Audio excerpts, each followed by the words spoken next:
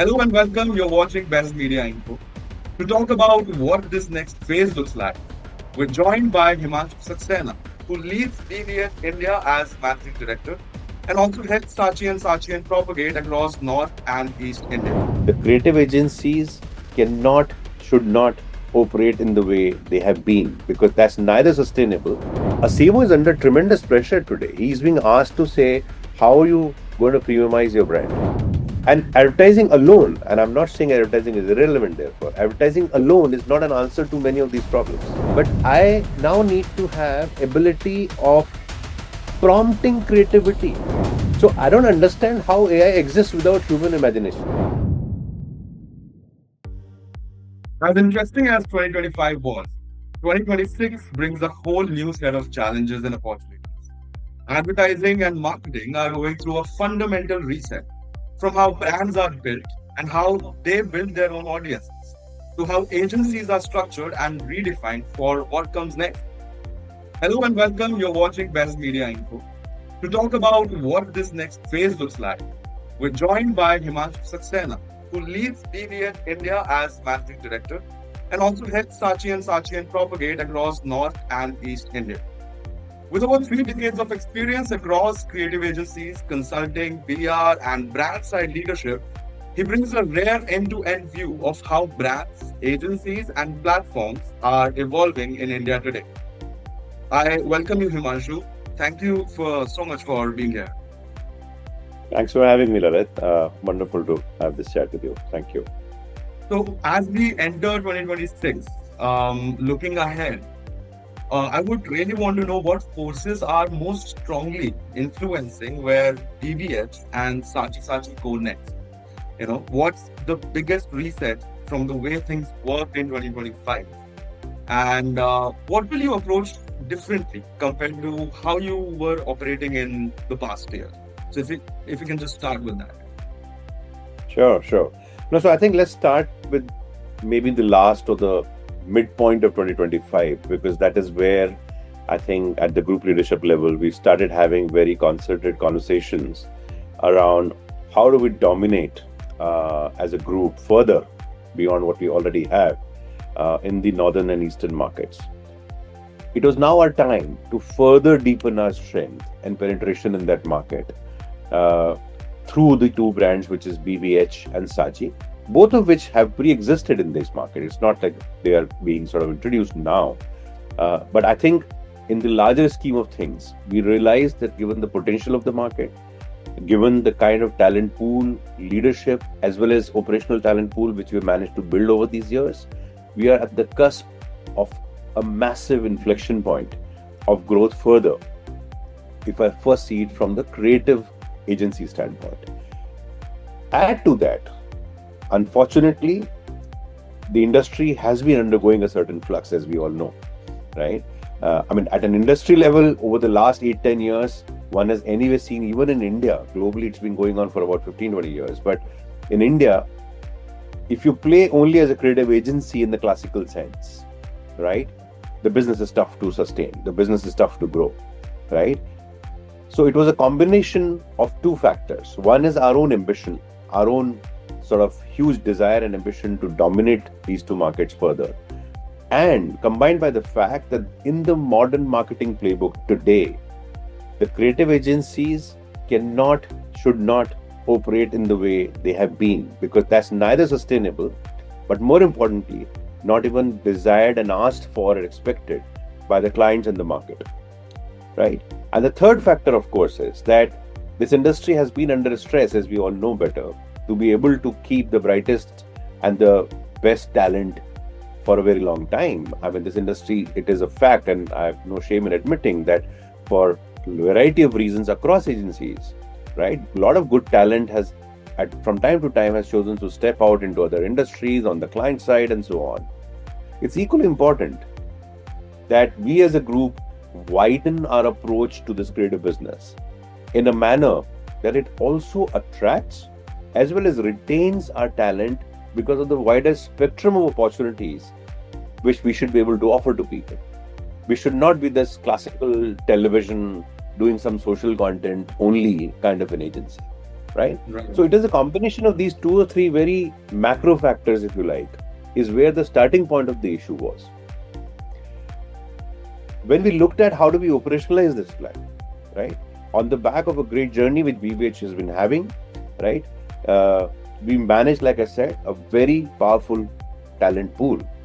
And the next step for us was, and I think what is more, I would say, something we are very proud of, is that we actually could identify pre-existing senior leadership and operative leaderships within our systems and agencies, which got elevated to build this powerful core nucleus to be able to achieve our ambitions in North and Eastern markets as well, right? So besides my sort of expansion of role beyond running BBH nationally, to oversee Saatchi and propagate, by the way, is to actually accelerate. And the whole purpose, and I think the seriousness of what I'm saying should be hopefully convincing to you, with the fact that I have willingly and proactively chosen to relocate myself to our Gurgaon operation to really get more seeded, because eventually, that's what clients are paying for. Clients are paying for the senior most and the brightest people in very high touch relationships, right? I mean, we all did what we did during COVID for a variety of compulsions, but that is not how today's CMOs expectations and CEOs expectations are. I think it's high time that we as an industry looked out in rather than in out, right? And by which I mean today, not only in the context of the recent 5-6 months of the massive flux which is going on in the industry, and especially in the context of North and East markets. I've been interacting with a lot of CEOs, CMO level people, right? Various boardroom chats. The conversations are full of anxiety and nervousness right now. Also, you should know that CMOs, to your question on why are they anxious, what are the 2 big things CMOs are seeking? I mean, at least in my observation. One is very high degree of reliable, solid, senior leadership partnerships, which they can trust, seek advice on, and wherever they can, seek their physical help in solving for things. And why is that important? Today, CMOs are not, for a while now, actually, not just responsible for the brand and the comms. They increasingly, with the marketing ecosystem evolving, the marketing ROI metric has become very, very specific and sharp. You can no longer hide behind some vagueness of loose vanity metrics, if I may call them, of impressions and likes and shares. That means nothing. These are soft parameters. Important, but soft parameters. So a CMO is under tremendous pressure today. He's being asked to say, how are you going to premiumize your brand such that I can extract 20% better price? How are you going to do something that I have a wider dealer network for an auto company? More and more dealerships are actually chasing me to sort of be my brand sort of face. So there are some hard business questions CMOs are having to deal with. And advertising alone, and I'm not saying advertising is irrelevant therefore, advertising alone is not an answer to many of these problems. So CMO is now finding that I don't have the classical advertising partner who can actually help me, first and foremost, empathize and understand. More importantly, then guide me and coach me into solving for others. Then obviously that partner will have a very marginal role to play with. You are almost operating like a necessity. That's one. Second, if you look at what is happening in their own ecosystem when they're trying to work through this challenge, right? I mean, this industry is, at one level, it's coming back full circle, if you like. When I've spoken a lot about, I've seen increasingly in the last 3 years particularly. Earlier on, even CMOs had a bit of a territorial perception of things, right? They didn't want to mix up their media agency, and I don't want to put all eggs in one basket thinking and so on. But realizing soon enough now, most mature marketers have, that if you do not have the same eye looking at all angles of this problem, you can put a team of 50 people in your marketing department, it's not going to fall in place. So even the most conventional, and does not even require highly mature, highly global, very systemized sort of marketing ecosystem. Even very homegrown, solid brands in India, their CMOs are realizing the same. That what I experience as a retailer, for example, what if I am sort of advertising something top of the funnel, there is something in the mid funnel through influencers I need to do, there's something I need to do in terms of in-store experience, something I need to take into the e-com, q-com space, and then performance in the end. If the same agency is not having a sight across, it's never going to get orchestrated. It has poor ROI, it has poor sync with each other. So in combination of these two factors of chasing a reliable, solid partners with a wide eye and really seeking that one single key through which you can solve, otherwise the budgets are not enough, otherwise consistencies fail, is a huge challenge for CMOs. Therefore, if you're doing a TVC, you better know why you're doing this TVC, otherwise don't waste your money and time in that, right? What you need is a very different kind of content sort of framework through which consumers can credibly and believably engage and get influenced by in favor of the brand. You have to We're constantly talking about these forces, AI and hyper localization and very data specific insights that goes into providing clients what they want. Do you think that creativity gets undervalued? Because I mean, for myself, when I used to watch a very creative ad, it used to stick in my memory, right? And now with the hyper personalization, hyper localization, data oriented churnouts, don't you think that creativity gets undervalued? And also on top of that, you add a layer of AI and generative AI and agentic AI. Do you think that creativity is intact or is it undervalued? So I would like to stick to some basics when responding to this. What is creativity after all? Okay. What exactly is creativity? Creativity is a unique ability and imagination of connecting very seemingly disconnected dots to form something absolutely new. The critical phrase in my statement is seemingly disconnected points as they exist. See, you have to see this from the fact that we are in the business of commercial creativity. We're not into the business of fine art, which is much tougher and much more abstract. And it also has no compulsion of commercial value. You are here enabling a business through creativity, right? So your idea of creativity has always, will continue to be coming from data points. Which That's a very good way to put it.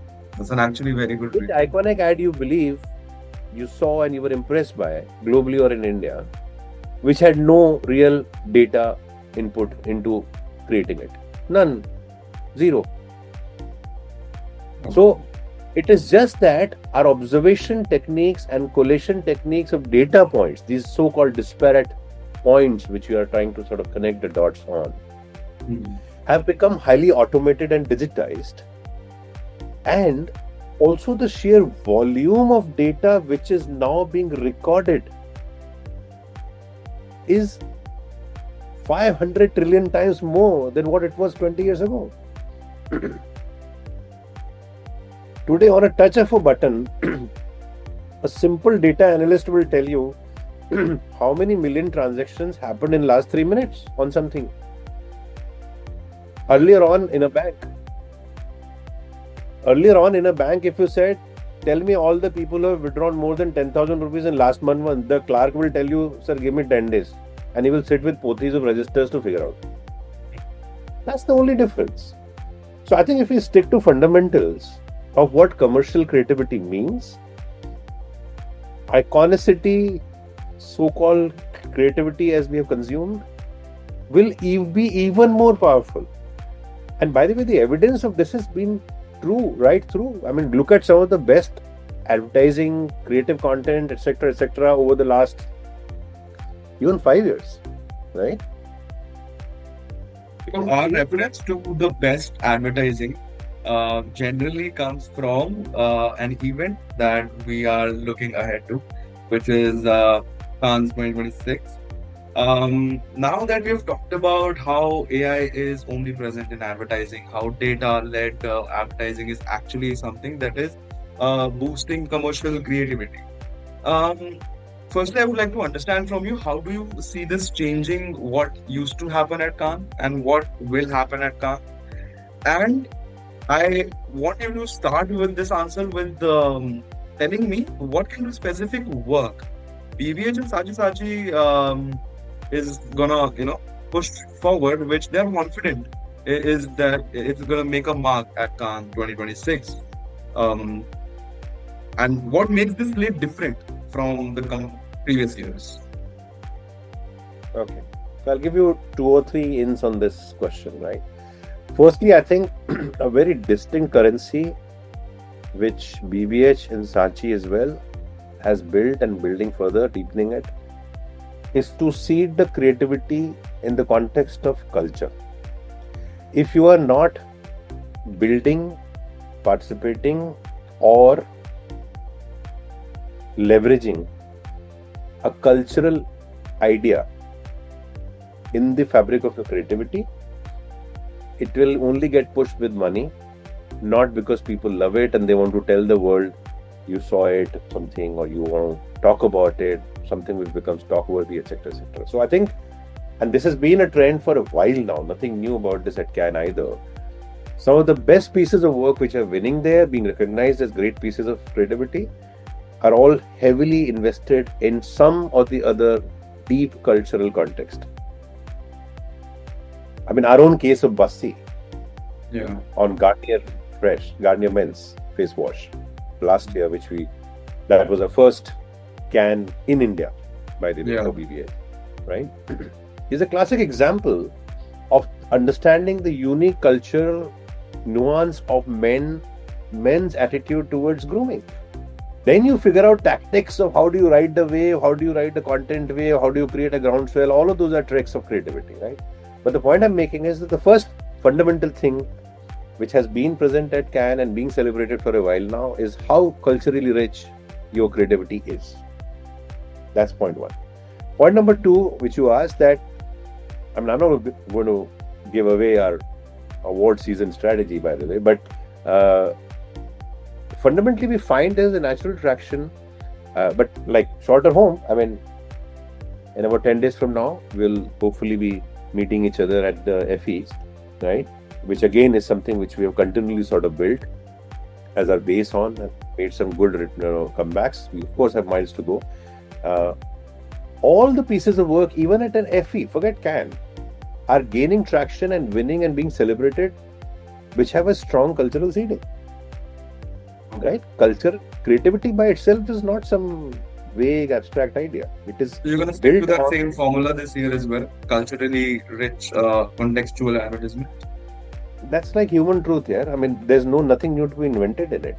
The only thing needs to be observed is the idea of culture changes every hour, every day, every month. What is culturally relevant, what you would say progressive today, 3 months later could sound very regressive. So are you aware of, I don't know if you're aware of this, there is an AI platform which has rolled out a competition that if an AI made ad wins a gold at Cannes, they will be giving $1 million prize money to that particular agency or like the creator of that ad. Do you see that Cannes will get more and more entries by advertisements that are made using AI? Because now that production cost goes down, you can just go bonkers with creative ideas on these platforms. Yeah, somehow I find, I mean, this is not for you, I'm just saying in general, such queries a little juvenile, because it's like saying I had a 35mm film camera, now I have a DSLR. Who the hell is operating it? A human eye. Who is framing it? A human eye. So answer lies in your own question. If somebody, I haven't heard of this, but if somebody is going to give $1 million to a fully AI made film, who do you think is making it? There is a brilliant creative mind prompting that machine to do something. So it's like tail wagging the dog phenomena, right? So Can AI on its own sit here and start imagining the next ad for a brand? No.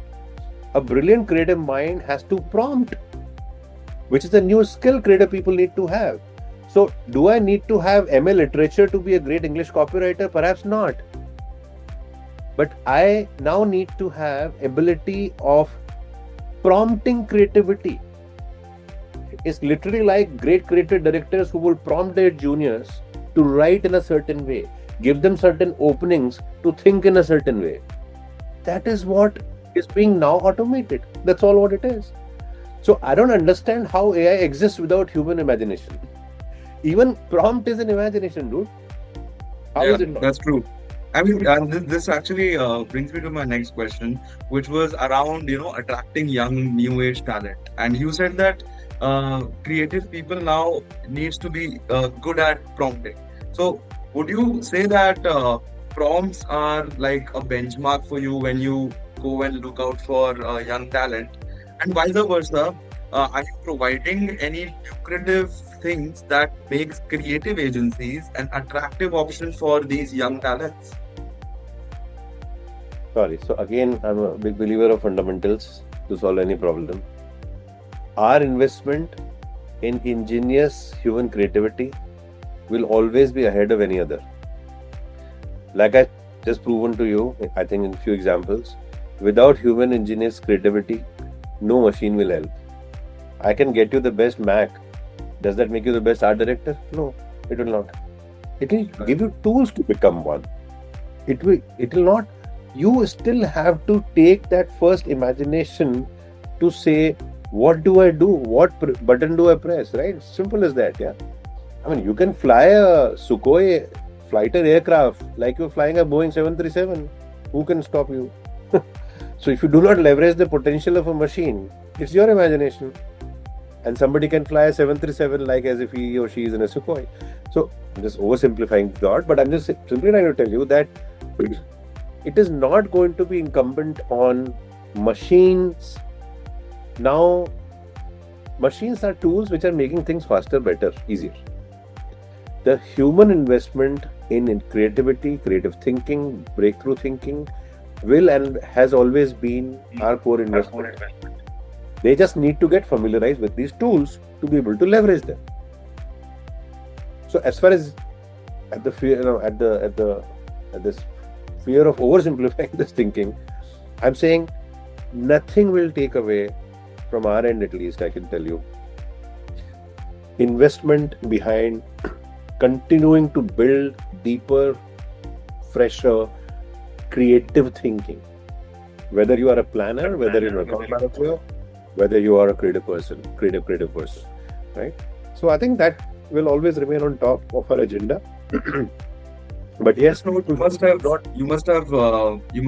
that ChatGPT now has ads. Of course, now they have. I mean, they commented that they're not gonna go in this direction, but now they eventually are.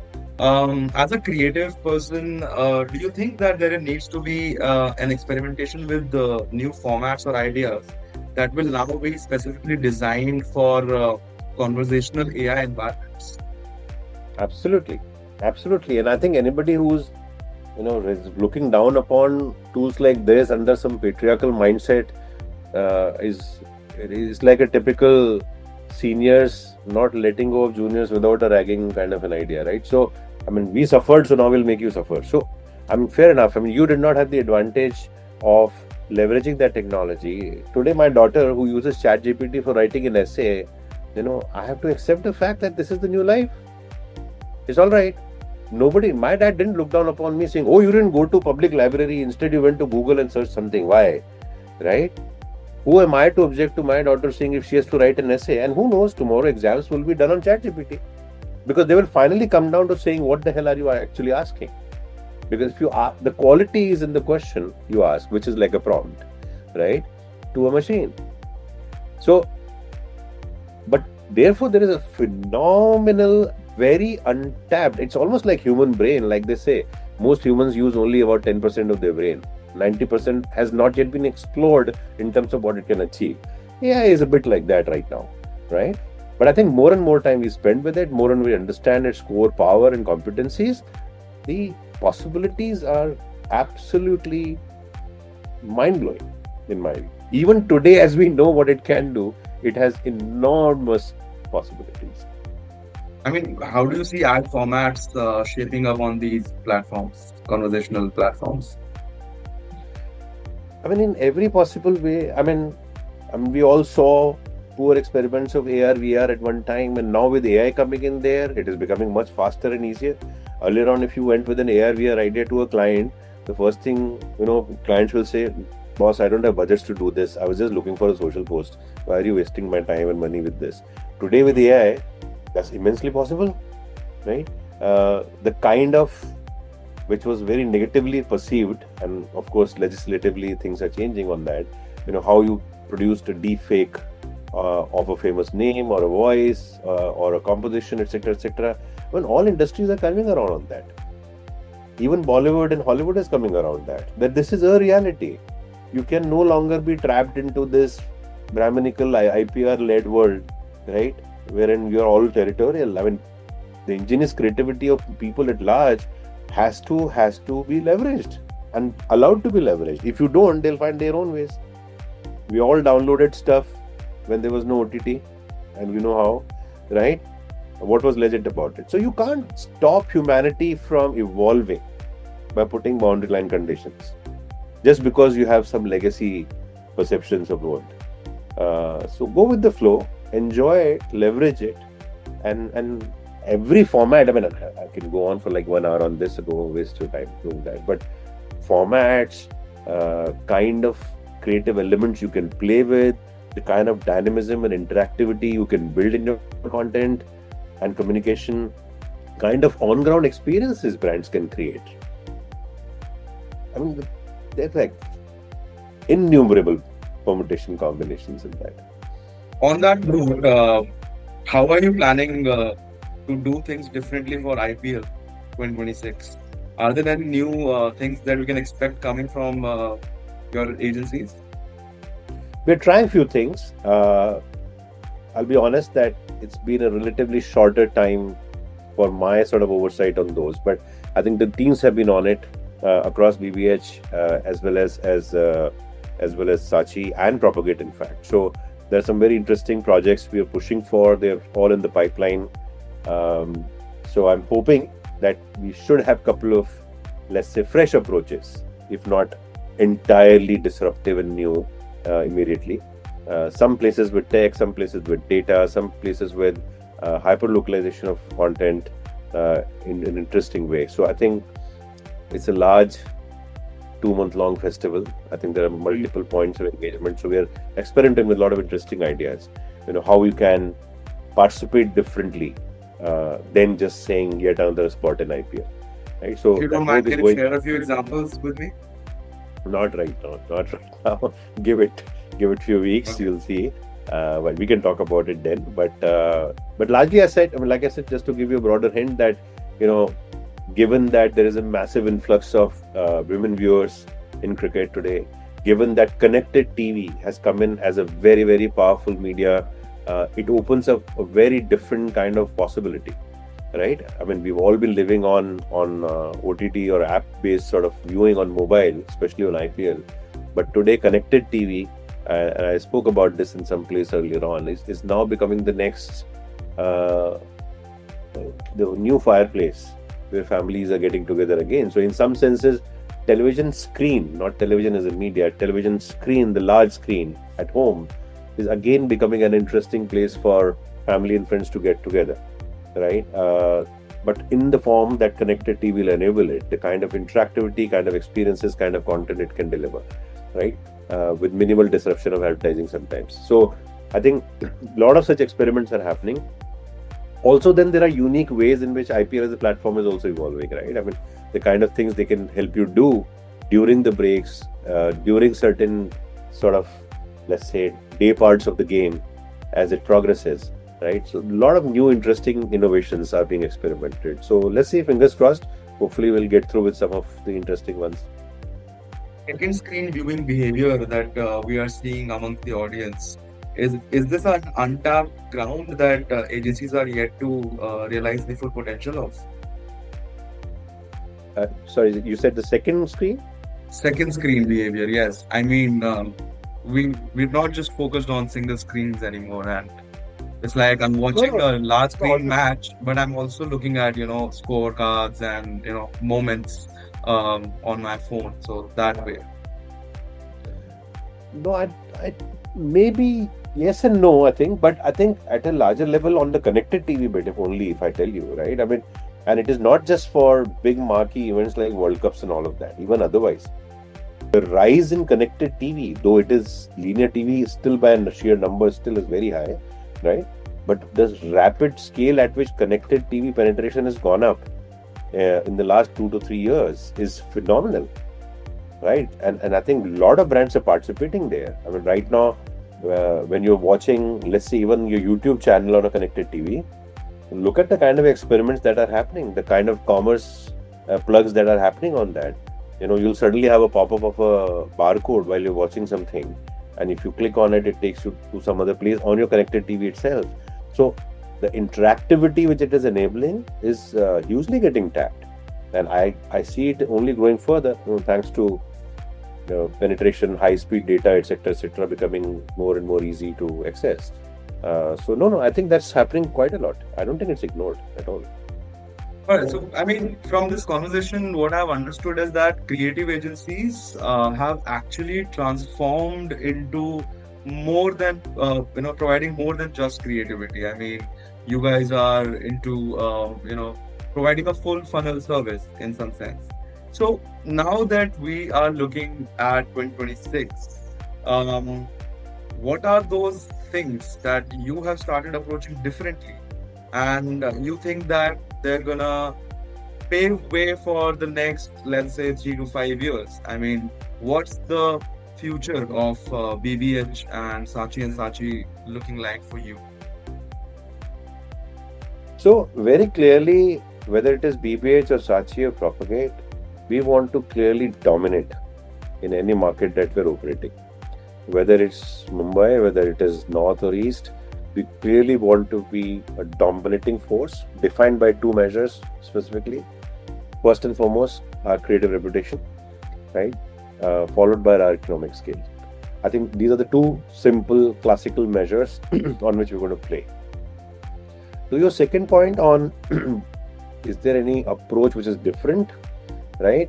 I've given you a lot of specifics of the unique armory that we have built, and now we are going to go at scale to implement it. Whether it is intelligent content, whether it is plugging in of hyperlocal data-backed insights on brands, and various other things I spoke about, influencer marketing in a very different, fresh way. All of those are basically, we have the entire armory. We just now need to execute that at scale. So principally, are we changing our approach? No. The only thing we're doing it now, instead of sharpening it and making it perfect, which we have come to that point already, we now need to execute this at scale. So 26 is a year of taking our entire weaponry of power of one, of unique creative schools and abilities which a BBH or Propagate or Saatchi and Saatchi would deliver, but now deliver aggressively at scale, right? Otherwise, we're clearly ahead of the competition on all of these areas because we have a working mechanism and ecosystem thanks to the group's focus on this. Not now, what people are trying to put together and stitch together now. We started doing that about 7 years ago. And many of our large brands, in automotive, within BBH and Saatchi, I'm saying, right? A lot of FMCG, we are playing that at absolute scale. End-to-end, full funnel, top of the funnel to after the funnel. Everything is being managed by us as brands. So there's nothing new in terms of bringing in new infrastructure or technology. I mean, of course, organic improvements will continue to happen. But the core job really is to dominate North and East and Mumbai markets with these agencies, right? And grow at scale, both in reputation You and say in that scale. you say that there is nothing new, but there is one thing that is catching my ears again and again, and I really wanted to quickly put a spotlight on it with an example, of course.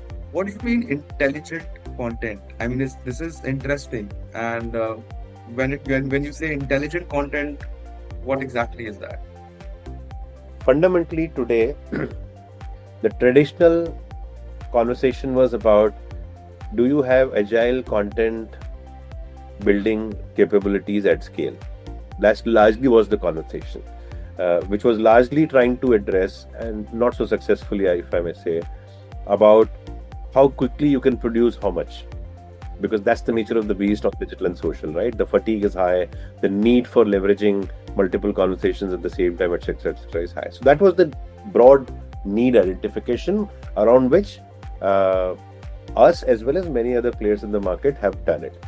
The core difference when we talk about intelligent content is it is not just creating a massive factory which is churning out 5,000 pieces of creative content or videos, let's say, on a daily basis, but it is something which is highly curated to the cohorts and consumers you're talking to the markets geographically, to the product lines, by way of very sharply defined media and consumer data points into the content. And the beauty of that is that it is a singular platform where the data inputs informs the creativity, and then that creative engine works to distribute that idea based by that data, multiple formations of that content, which again gets produced thanks to AI and other tools at scale very, very fast, and at costs and timelines which are phenomenal. So in a nutshell, it is an operating system. It's like an OS, literally, right, which is fueled by and directly connected to data inputs, which converts to a creative idea, and that creative idea then gets converted first into multiple creative streams based on what the specific consumer cohort will consume that idea as, or a geography. The same idea, you can say, just do it in one market in one way and the other one, right? Because every consumer's social media context is different. Your feed on Facebook or Insta is different from mine. How can the brand talk to you in the same way? Should not. Now that level of personalization of content is what this enables them, and then still makes it at scale. It's not like, oh, we'll have to wait for 120 days to make it happen. No, that's not what you have. So in simple words, that's what intelligent content capabilities are. So basically, how it is being produced is very intelligent. It's hyper personalized, but it is also being produced at scale, and that's what makes that particular content intelligent. If I'm understanding it right. Absolutely. Absolutely. All right. I think this is a very right note to put an end to this conversation, because now we have a bridge between this conversation and the next conversation that we're going to have, which is expanding on intelligent content and what are the real capabilities of intelligent content. Until then, thank you so much, Himanshu, for giving us the time and being so detailed and so clear about all the questions and all the answers that we have exchanged in this conversation. And once again, you have a great day ahead, and thank you for being on Best Media. Thank you, Lalit. Lovely chat, very insightful, and good to always have a chat with intelligent minds like you. So look forward for another one. Thank you. Likewise. Thank you, Marshall.